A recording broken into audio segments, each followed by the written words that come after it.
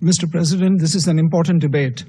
As we complete 80 years of the United Nations, it's a useful moment to reflect on how far the spirit of multilateralism and peaceful settlements of disputes as enshrined in the UN Charter has been realized.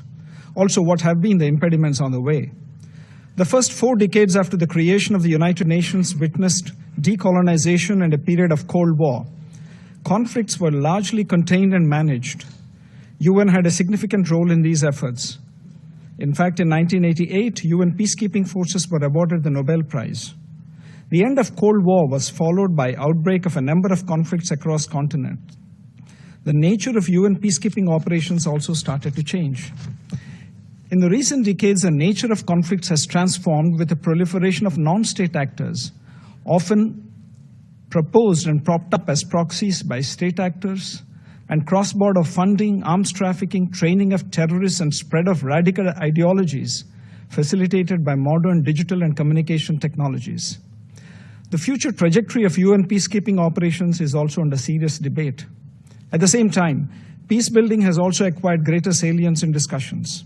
Regional organizations, for instance the African Union, have also engaged appropriately while dealing with disputes among their member states. On the question of peaceful settlement of disputes, Chapter 6 of the UN Charter begins by a recognition that it is the parties to a dispute who must first of all seek a solution by peaceful means of their own choice. National ownership and consent of parties are central to any efforts to achieve peaceful resolution of conflicts. There should also be serious cost to states who violate the spirit of good neighborliness and international relations by fomenting cross-border terrorism.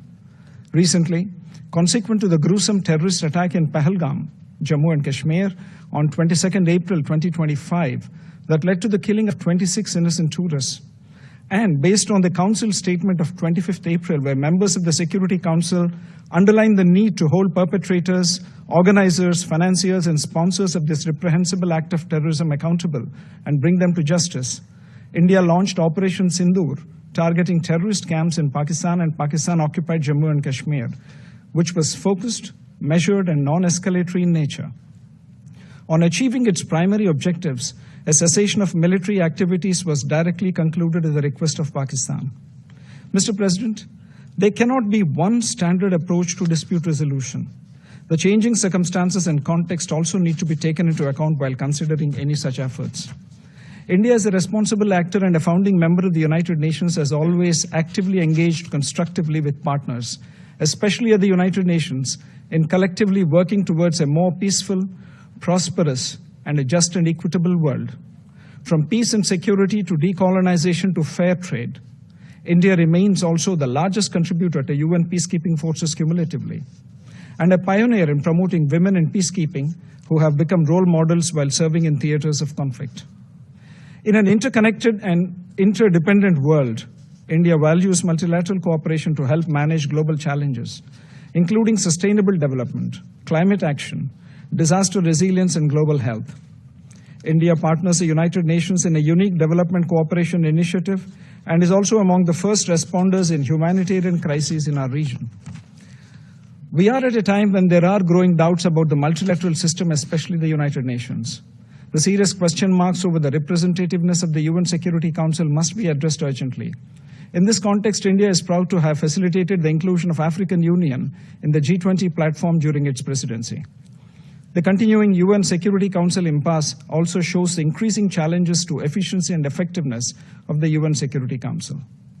Mr. President, I am constrained also to respond to the remarks made by the representative of Pakistan. The Indian subcontinent offers a stark contrast in terms of progress, prosperity, and development models. On the one hand, there is India, which is a mature democracy, a surging economy, and a pluralistic and inclusive society. At the other extreme is Pakistan, steeped in fanaticism and terrorism, and a serial borrower from the IMF. As we debate promoting international peace and security, it is essential to recognize that there are some fundamental principles which need to be universally respected. One of them is zero tolerance for terrorism. It ill behoves a member of the Council to offer homilies while indulging in practices that are unacceptable to the international community.